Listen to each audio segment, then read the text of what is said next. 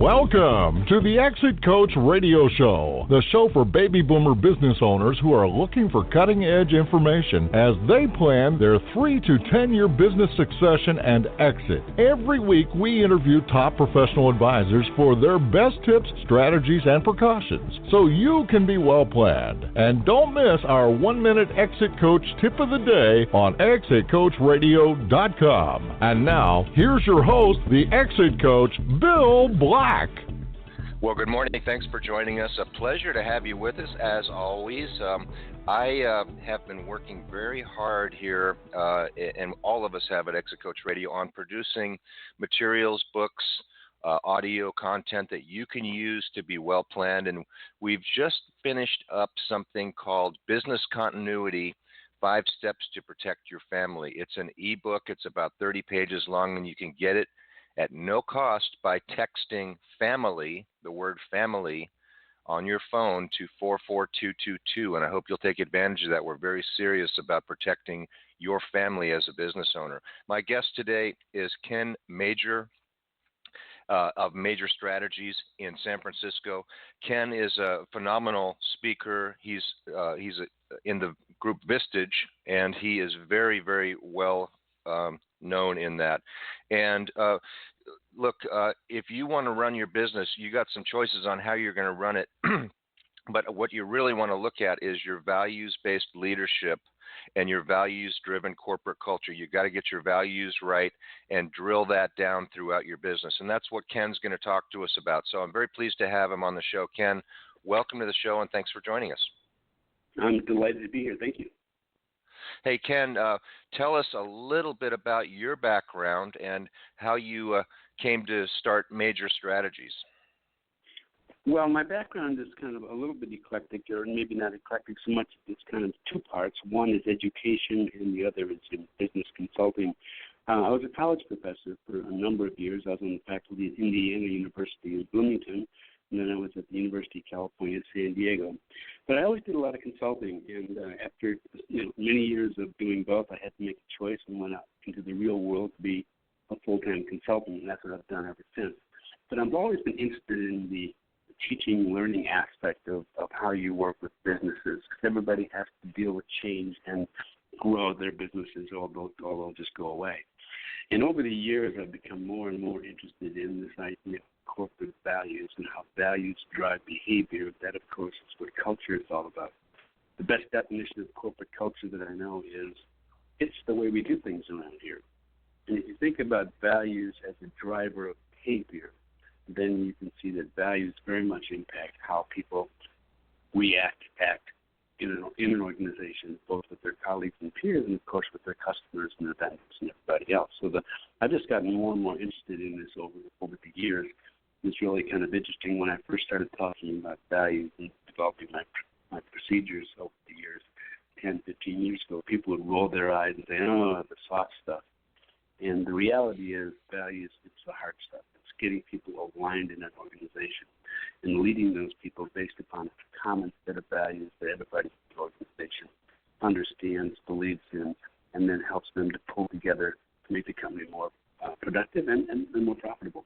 And the evidence is clear that strong corporate cultures, especially those driven by a set of core values, makes a difference in the bottom line. I totally agree. And listeners out there, if you think that that's just kind of not important, think about this.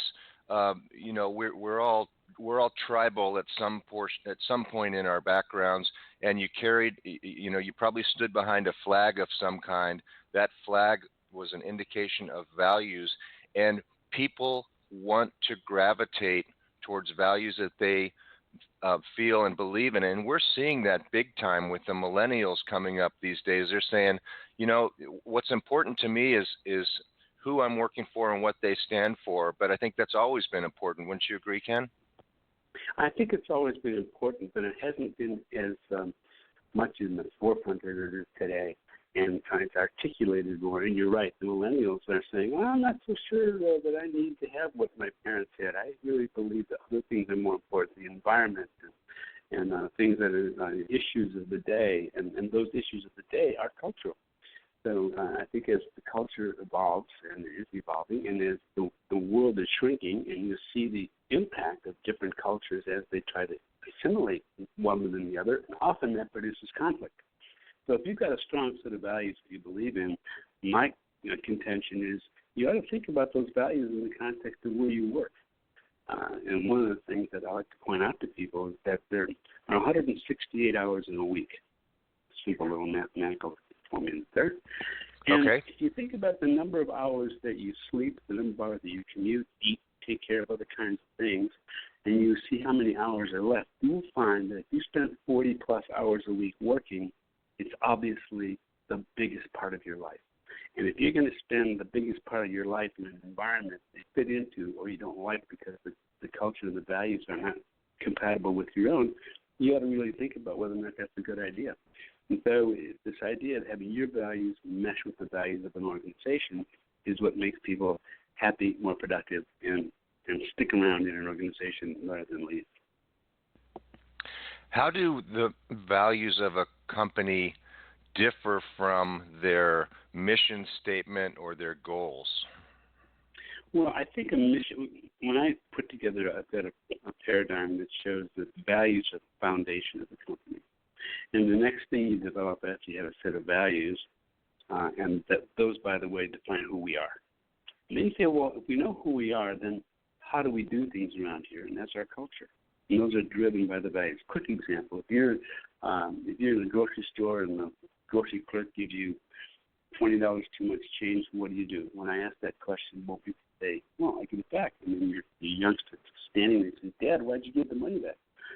And you say, well, it's not the right, it wouldn't be mine to keep it. It would be like stealing. The money belongs to the store, not to me. And you see this little teaching session that's going on, and you realize that's an honest person because the person does honest things. And so when you think about it at all, those actions you take each day are a reflection of your values. Aristotle said, you are what you do, or I am what I repeatedly do. Well, what you do is a function of your value. So it's really important to be in sync with the organization. So the second step is to go ahead and define the culture of the organization based upon how you want people to behave in the organization. Then, now you know who you are, the foundation, you know how you do things around here, the culture. Then you can ask the questions, where are we going? And the questions, where are we going, include strategic goals, the mission statement, the vision statement. And that's step number 3. And then now that we know who we are and how we do things, where are we going? And then step 4 is how are we going to get there? And that's your strategic plan. But you can't start your strategic plan. A lot of companies say, well, we're going to go off-site. For 2 days, we're taking our best people, and we're going to come up with a strategic plan. Well, if you haven't answered the questions who we are and how we do things, you can't answer the questions where we're going and how we're going to get there. So this whole fundamental basis of corporate culture based upon a set of values that everybody in the organization is bought into is very powerful. Yeah, that makes a ton of sense. And let me ask you a question: if a company is saying, you know what, I buy into that, we haven't done that right in the past, we need to get started doing that. How can our listeners evaluate whether they have a healthy company culture and determine if they fit into their company's culture? It's a great question. I've grappled with that question a lot over the years, and I've come up with a new 12-question quiz. And the quiz is called, it's about how you determine whether you fit into an organization and how does your company stack up in terms of values. And if anybody wants a quiz, I'm happy to send it to them. All they have to do is send me an email. Say, please send me the 12-question quiz on corporate health, and I'd be happy to send it to them. Can I just give you my email address? Yeah, of course. Okay, my email address is Ken, K-E-N, at kenmajer.com, and that's spelled KenMajer.com. And just send me an email saying you'd like to have the quiz about how your company stacks up in terms of culture, and I'll be happy to email that. Gosh, if I get a whole bunch of these, am I going to be able to answer them all? I'll do my best. Well, I don't know if you'll get flooded today, but maybe when this hits the worldwide internet, maybe you'll get people checking in with you, and I hope they will, because I think it's so important that you define these are, I've been back east to the Outer Banks in North Carolina, and because of the tidal situation, they build their houses on these pilings, right? We've all seen those pictures. Right. It seems to me that these values are the pilings. They don't have a true foundation. The foundation is below the ground, but they're driving these pilings in to build their house on top of. And let me ask you a question. You've done this a lot. How many values does a company adopt without it being overwhelming? Should this be memorable? And the second part of that is, how should they adopt that? Should they involve their employees in this discussion to come up with this together so there's a buy-in? Two good questions. Let me answer the second one first. Yes, you involve everybody in the company. I've done this with huge companies. I've done this with small mom and pop. If it's a small company, you can do it with all hands meetings or small group meetings. If it's a large company, you might do it with a Survey Monkey or Monkey Survey, whatever it is, or email survey. But you need to have everybody involved in the selection of the values and the definition of the values and the articulation of what behaviors people expect of themselves and others in the organization. So one way or the other, everybody's got to be participate in this activity if you expect to get the buy-in that you need to have. And the second thing, the number of values. The process that I use, we generate sometimes 100 different values. Then we go through a process where we multi-vote and get the people in the organization to decide what are the most important ones for us in this company. For example, integrity is frequently a value that people like to include in their values list. And the integrity for a high-tech company in Silicon Valley might be different than integrity for a doors and windows manufacturer in Canada. And those are two real examples in my client list. And so you define the values based upon what your needs are in your organization. And then the number, you can generate lots of values, but the number, I like to come up with 5. 5 is good. If you have 6, okay. 7, people like it's a little too many for people to remember. 3 and 4 aren't quite enough. The ideal number is 5. If you can come up with an acronym to help people remember that, that's always a good idea as well. One of my most recent clients came up with the acronym ERICH, E-R-I-C-C-H, and it's spelled out. Those are the first letters of each of the values. They happen to be 6 values, but they have the ERICH Award. They talk about ERICH. Well, that's not very ERICH-like, or maybe what would ERICH say? So it becomes part of the culture. It becomes part of the fabric of the organization if you can in some way get people to articulate and talk about the values. It's not enough to just put the values on the wall. It's not enough to define them. You need to transfer those into the behaviors in the organization. And of course, that becomes an excellent training module for new people coming in. I guess you could have a "What would Eric say" campaign there. Sure, maybe something like absolutely. that. But why not? Yeah. No, of course, why not? No, very definitely. And as a matter of fact, you can use a set of values, and you take the Eric again when people are interviewing for the company. And you can talk about them. One of my favorite questions is, what do you love to do when you're not working? And you can drill down on what the person loves to do, and you can determine in a heartbeat what their values are. Then you can say, well, gee, this person's really going to fit nicely into the organization. So you can use it for recruitment. You can use it for selection. You can use it for reinforcing people with the appropriate performance reviews. I always have my organizations, my clients build the values into the performance review. So do performance review once a year, once a quarter, whatever it is. Not only are you doing your job well, but how are you doing it? Are you consistent with our values? And you can select vendors based upon whether or not the values are the same as yours. So there are multiple uses for a matrix of values and behaviors that we develop to help the organization constantly be aware of how important it is to keep the culture top of mind. Yeah. I get it. It makes a lot of sense. And, of course, I'm thinking also, of course, in just general employee meetings, you could ask for an example of the values in action. I mean, there's just tons of ways to reinforce that. And it is so important. It's like the badge, the badge the sheriff wears is what it's all about. It's the badge of honor for the company. When companies are wrestling with this, what's some of the pushback that you get before they realize how important this is? What are some of the reasons they say, well, the reason we haven't done this before is X? Well, the pushback, I don't get a lot of pushback these days because it's a real practical approach and people can relate to it. And when you involve everybody, they kind of get it. But the pushback you get in any kind of a program where you're going to change things, if you can change a culture, for example, the pushback you get is because people don't like change. And we go through a number of exercises helping people understand not only that they're going to resist change, and everybody resists it one way or the other, but also we go through a part of our program which is how do you deal with people who are resisting, and people say, well, we don't do it that way around here, or I've been doing this for 20 years, and to try and change it and use some other way of doing it now doesn't make sense to me. And some people have got to be really honest. When you go through a change program, whether it's a new technology or a new sales system or marketing program or establishing a new culture, there'll be some people who won't be able to adapt. They'll take their early retirement or some other way out, especially in large organizations. I've had situations where people say, I'll take early retirement because I've been doing this. I didn't come here to do things differently. I like the way I've been doing it. I think it's time for me to go.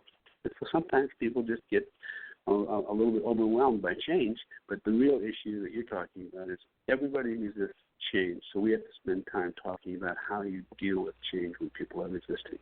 And that, by the way, we have exercises that show people how to be empathic. We have exercises that show people how to get in the other person's shoes so they can help them understand why the change is good. Ken, if you had 4 people in front of you, a 25-year-old, a 35-year-old, a 45-year-old, and a 55-year-old, let's say, and you were to guess what value word you think they're going to grab onto, what word would you assign most likely off the top of your head to each of those 4 people?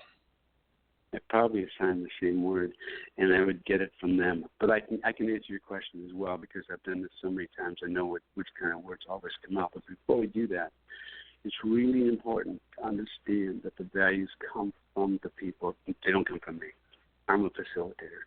And so it's about being able to tease the values out of them. So I would ask each of those 4 people independently, what do you love to do when you're not working? And I would drill down and say, well, why do you like that? How does it make you feel? And drill down until I can say, very clearly say, so you like to play sports in basketball, who are your favorites? And I can drill down with more questions to find out that competition is really important to the person.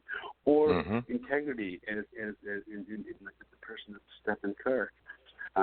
The Golden State Warriors, who is a very famous guy right now in basketball. And part of it is his humility. That's a value. His integrity. That's a value. So what you do is you get it from each person. Now, to answer your question about the younger people, it comes across just about everybody in and around the sense of honesty, integrity, and respect, particularly respect. People want to be chosen. People want to choose values that make them feel as though they're respected and also feel as though they are respectful. So I would say that across all of them would be respect. And then as the younger people you just identified, I think it's going to be personal values about the environment and about bigger issues. With older folks, it's going to be about respect and security and things of that nature. But that's easy to kind of project because old people moving into retirement, for example, they've got a different set of things they're worried about than younger people just trying to see how they're going to impact the world. But it's all based on values. Excellent.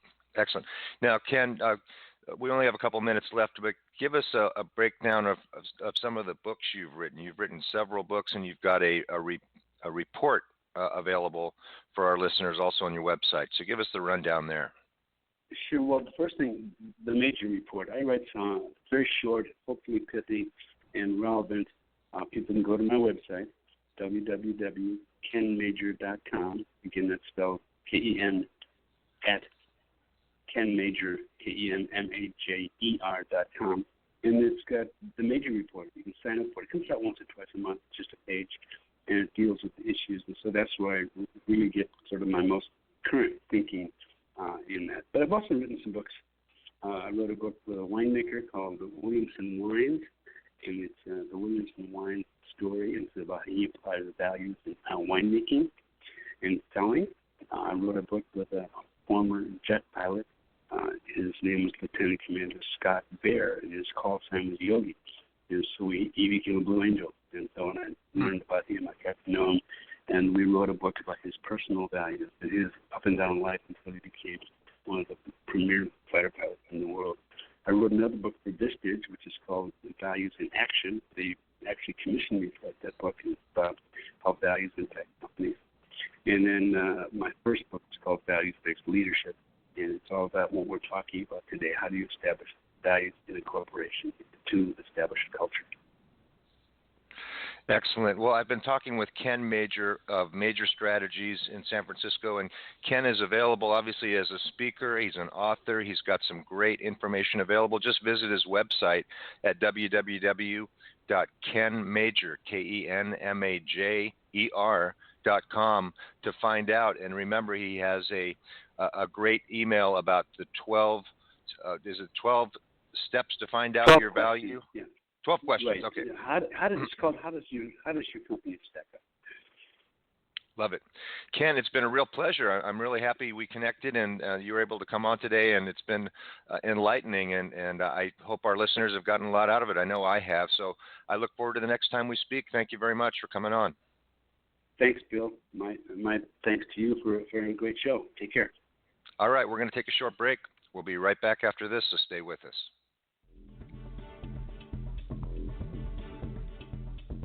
Business owners, if you came back from lunch and there was a resignation letter on your desk, which employee would you really, really not want it to be from? What are you doing to prevent this from happening? At Exit and Retirement Strategies, we design plans that attract, motivate, and retain key employees. For a free consultation, call Bill Black, the Exit Coach, at 866-370-3774. Call today. Does thinking about what will happen to your business if you're gone keep you awake at night? Will you get the price you need from your business to carry you through retirement? The BEI Network of Exit Planning Professionals is the world's leading advisor network with the power to help business owners transition out of business on their own timeline and terms. Ask your most trusted advisor to create a BEI plan for you, or visit us at exitplanning.com. That's exitplanning.com. Thank you for listening to Exit Coach Radio.